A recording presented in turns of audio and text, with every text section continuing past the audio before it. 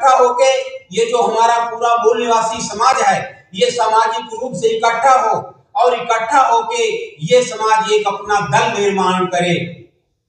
मूल निवासी समाज, फिर मूल निवासी दल, फिर मूल निवासी सरकार।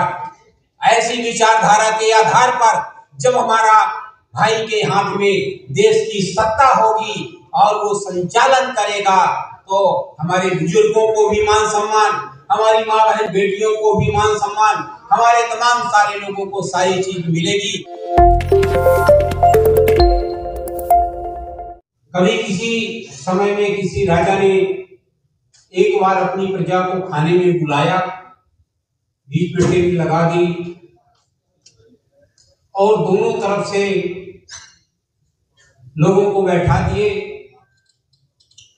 और बोले कि आप सब लोग खाना खाइए, पेट भर खाना खाइए, लेकिन कोई भी व्यक्ति अपने खाना उठा के और ऐसे इस घाट को मोड़ के नहीं खाएगा, लेकिन सबको पेट भर खाना और सबको इसे लाइन में बैठा दिया। अपर कास्ट भी बैठे रहे, ये हमारे भाई भी बैठे रहे। तो अपर कास्ट को बरसों से जागरूक थे, शिक्षा और तमाम सारी बातों पर इकट्ठे थे। तो उन्होंने खाना उठाया और सामने वाले भाई को खिला दिया और सामने वाले ने उठाया इधर वाले को खिला दिया।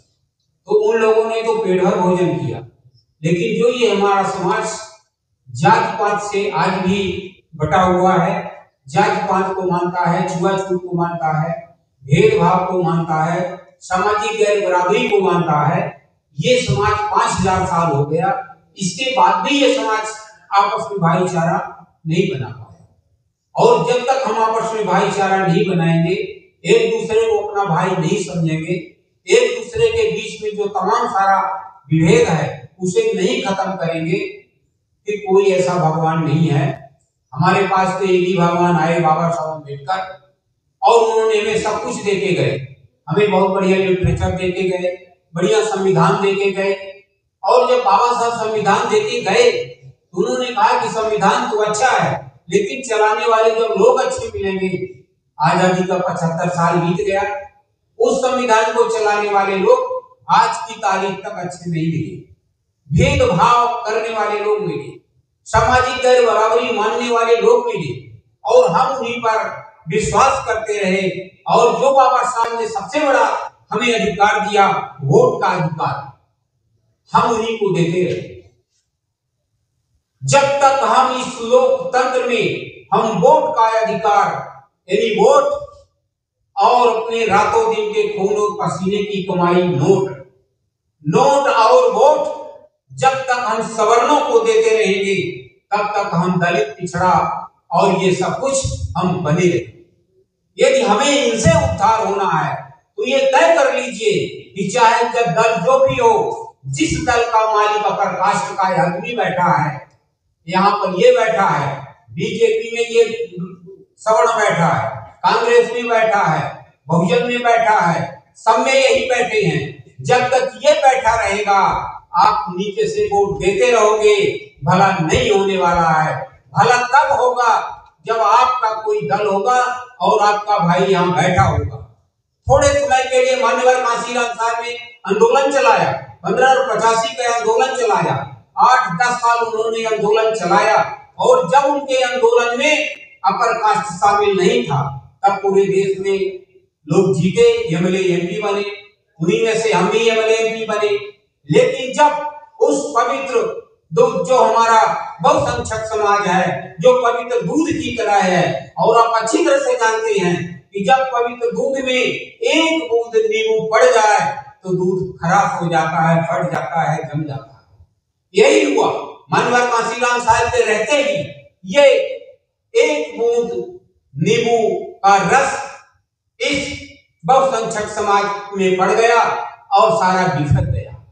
थोड़ी सी उन्होंने कैडर 10-5 साल चलाए थे, उससे 4 बार एमपी, 4 बार मुख्यमंत्री रहे और देश में तमाम लोग जीते।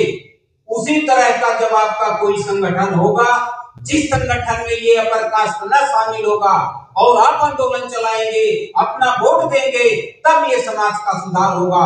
और सबसे बड़ी ताकत जो है लोकतंत्र में वोट की होती है, और वोट हम उनको देते हैं। वोट देते समय हम ये नहीं विचार करते हैं कि ये वोट हम किसको दे रहे हैं। चाहे आप वर्तमान समय में देश में ऐसा कोई दल नहीं है जिसका संचालन ये न कर रहे हो, चाहे भले ही हमारा समाज का कोई भाई अध्यक्ष हो, लेकिन उसके भीतर ब्राह्मणवाद बैठा हुआ है। और जब तक इसके बैठे रहने से आप राजनीतिक दलों में वोट देते रहेंगे, भगवान नहीं आपको उद्धार कर सकता। यदि उद्धार करेगा तो बाबा साहेब का संविधान और बाबा साहेब की विचारधारा और बाबा साहेब की कही हुई बातें। हमारा यदि धरती में कोई भगवान है, बाबा साहब अम्बेडकर। बाबा साहब अम्बेडकर को जानो, बाबा साहब अम्बेडकर को समझो, और बाबा साहब ने जो कहा है उस रास्ते पर एक बार इस देश का ये बहुसंख्यक समाज चल दे, निकल दे, मामला अपने आप शामिल हो जाएगा, ठीक हो जाएगा। आज यहाँ हम सब लोग बैठे हैं, यहाँ बाहर टेबल लगी हुई है। इस टेबल को एक ऐसे लंबा टेबल लगा दीजिए और दोनों तरफ कुर्सियां लगा दीजिए, और सबको कहिए कि कोई भी व्यक्ति अपने हाथ से उठा के नहीं खाएगा। एक भाई दूसरे भाई को खिलाएगा, एक भाई दूसरे भाई को खिलाएगा। यही आंदोलन चला दीजिए, यही मामला चला दीजिए, सारा मामला साफ हो जाएगा। और इस देश में पीड़ित कौन है? जो यहाँ का मूल निवासी है। यहाँ मारा कौन जा रहा है? जो इस देश का मूल निवासी है। ये बीजेपी के लोग कहते हैं कि यहाँ का जो मुस्लिम है ऐसा है वैसा है, तमाम सारे प्रेम लगा के, और जो उस समाज में अच्छे लोग हैं तो जैसा माली बगिया में जाके और कैंची लगा के छटनी कर देता है, वैसा आज उत्तर प्रदेश और तमाम सारी जगहों में जो यहाँ का मूल निवासी अल्पसंख्यक और मुस्लिम है उन्हें काटा जा रहा है, उन्हें मारा जा रहा है। आखिर वजह क्या है? जिस तरह से हम इस देश के मूल निवासी हैं, उसी तरह से हमारा एससी, एसटी, ओबीसी, माइनॉरिटी, जिनका आपने 4 वर्ग के लोगों का नाम दिया है, यही इस देश के मूल निवासी हैं। इन्हीं लोगों का ये देश है। ये इस देश में तो ये यार लोग, ये भगोड़े लोग आए हुए हैं, और हम उन्हें वोट देते हैं, उन्हें हम धन देते हैं। धन और वोट देना बंद कर दीजिए, और अपने भाई को एक दूसरे का सपोर्ट करना शुरू कर दीजिए। अपने हाथ से अपने भाई को खिलाना पिलाना शुरू कर दीजिए, मामला अपने आप ठीक हो जाएगा। और जब आपके हाथ में सत्ता आएगी, अभी जो हमारे भाई साहब तमाम दुनिया भर की बातें बता गए हैं, यहाँ अन्याय, वहाँ अन्याय, सुप्रीम कोर्ट, हाई कोर्ट, यहाँ हर जगह है। इन तमाम सारी जो हमारे समाज के बीच में समस्या है, उन समस्याओं का एक ही निदान है, राजनीतिक चाबी। ये राजनीतिक चाबी अपने हाथ में ले लीजिए, फिर बनाइए ना आपको कैसा क्या बनाना है। आप सारा नियम बनाइए, बाबा साहब की मंशा पूरी करिए, और देश में जो तमाम सारा हमारा लूटा पीटा समाज है, आज आजादी का 75 साल बीत गया, बाबा साहब का संविधान भी लागू है, लेकिन मंशा नहीं पूरी हुई। तो मंशा यदि पूरी करनी है तो साथियों इकट्ठा होना पड़ेगा। ये जो हमारा मूल निवासी समाज है, ये जो इस देश में 90% समाज है, ऐसे समाज के लोगों को इकट्ठा होना पड़ेगा। अभी सरकार में 10% अपर कास्ट के लोगों को रिजर्वेशन दे दिया गया। कोई भी अपर कास्ट का आदमी रिजर्वेशन मौका ही नहीं था, लेकिन फिर भी सरकार उनकी थी, उनको 10% का रिजर्वेशन दे दिया गया। और ये जो 90% समाज के लोग पार्लियामेंट में बैठे हैं, तमाम सारे दलों के लोग हैं, उनमें से एक भी आदमी ने विरोध नहीं किया। आप इन पर उम्मीद करेंगे जो सवर्णों की पार्टी से एमएलए और एमपी बन के जाते हैं, उनसे आप अपने समाज के उद्धार की बात सोचोगे? आप ये चीज भूल जाइए। भाई वो हमारा हो सकता है, लेकिन वो उनके आंगन में खाया है, उनके आंगन में पला और पोसा है, उनके आंगन का जो रक्त और कण है उसके शरीर में जमा हुआ है। जैसा वो चाहेंगे वैसा वो करेंगे। आप चाहेंगे कि ये जो देश का प्रधानमंत्री है, अरे जब वोट लेना होता है तब कहते हैं कि मैं गरीब का बेटा हूँ, मैं चाय वाले का बेटा हूँ, मैं तेली का बेटा हूँ, मैं पिछड़ों का बेटा हूँ, मैं ये हूँ, मैं वो हूँ। और जब ये हमारा समाज उन्हें अपना समझ के वोट दे देता है, आज 11-12 साल हो गए, कभी इस समाज के लोगों का, इस देश के मूल निवासी समाज के लोगों का उन्होंने पार्लियामेंट में नाम नहीं लिया। और हम गर्व से कहते हैं कि हमारा मुख्यमंत्री है, हमारा प्रधानमंत्री है, हमारा राष्ट्रपति है, हमारा राज्यपाल है। इन लोगों पर आप भरोसा करेंगे जिनके बदन में जो खून है, एक एक खून का कतरा सरलों के बीच का है। इन पर कोई उम्मीद न करिए। मैं तो कोई उम्मीद नहीं करता हूं कि इनसे हमारे कौम का, हमारे समाज का, हमारे मूल निवासी समाज के लोगों का भला होगा। भला तब होगा जब बाबा साहेब की विचारधारा का आदमी इस देश का प्रधानमंत्री बनेगा, बाबा साहेब की विचारधारा का आदमी देश का राष्ट्रपति बनेगा। यहाँ राष्ट्रपति हमारे, प्रधानमंत्री हमारे, सब कुछ हमारे। और जब हमारा प्रधानमंत्री जगन्नाथपुरी के मंदिर में दर्शन करने जाती हैं तो रोक दिया जाता है, राष्ट्रपति को रोक दिया जाता है। इसके पहले रामनाथ कोविंद जी थे, उनको रोक दिया गया, मंदिर में रोक दिया गया। अभी इटावा में हमारे समाज के भाई जो 15 साल से वहां कथा सुना रहे थे, इनको सबको मालूम था, लेकिन एक योजना के तहत उनको पकड़ा गया, मारा गया, मुंडन किया गया और उन्होंने अपनी औरत से के मूत्र से उसे नहलाया गया। ये अपमान ये समाज कब तक सहता रहेगा?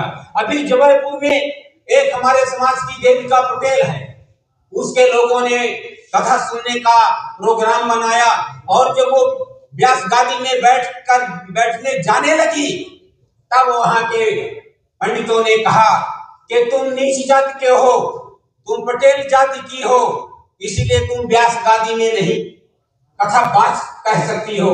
यदि तुम्हें कहना है तो किसी ब्राह्मण लड़के से शादी करो। इतना बड़ा अपमान। इसी तरह छत्तीसगढ़ के रायपुर में मोदी जी के समाज की एक बहन, तेली समाज की एक बहन जब व्यास गादी में जाने लगी तो उसको अपमानित किया गया। हर जगह हमारे अनुसूचित जाति के लड़के जब शादी करते हैं और घोड़ी में चढ़ते हैं, उतार के मारा जाता है, पीटा जाता है। हमारे रीवा के पास सीधी गांव में एक विधायक का प्रतिनिधि एक हमारे आदिवासी लड़के के ऊपर पेशाब किया, सारा देश जाना, सारी बात हुई। तो हर जगह हमारा सामाजिक अपमान, हमारा आर्थिक अपमान, हमारा शैक्षणिक अपमान, हमारा प्रशासनिक अपमान, हर तरह से हमारा अपमान हो रहा है। और ये हमारा समाज पढ़ा लिखा है, ऐसा भी नहीं कि ये पढ़ा लिखा नहीं है, लेकिन ये अपने अपने स्वार्थ में, अपने अपने स्वार्थ और पेट के चक्कर में ये अपर कास्ट का गुलाम और दास बना हुआ है। और जिस समाज की गैर राजनीतिक जड़ें कमजोर होती है वो समाज हर कदम में अपमानित होता है, चाहे वो जिस पोस्ट में चला जाए। जब तक उसके समाज की गैर जड़ें मजबूत नहीं होगी तब तक वो समाज दूसरे का गुलाम और पिछलग्गू बना रहेगा। यदि आप चाहते हैं कि ये हमारे समाज का गुलामीपन, ये हमारे समाज का पिछड़ापन ये दूर हो तो उसे गुलामी का एहसास कराइए। वो जब गुलामी में तो ये समझ जाएगा कि हम इस देश में नीच क्यों हैं, हम इस देश में जाति आधार पर अपमानित क्यों हैं, हम पढ़ लिख कर हमें तमाम सारी पोस्ट क्यों नहीं मिलती है, हमारे भाई को तमाम सारे ऑफिसों में अधिकारी हो, अफसर हो, कुछ भी हो, उसका अपमान होता है। इसलिए होता है कि हमें अपनी गुलामियत का एहसास नहीं है। हम जहाँ हैं गुलामी में ही हम सुख की अनुभूति करते हैं।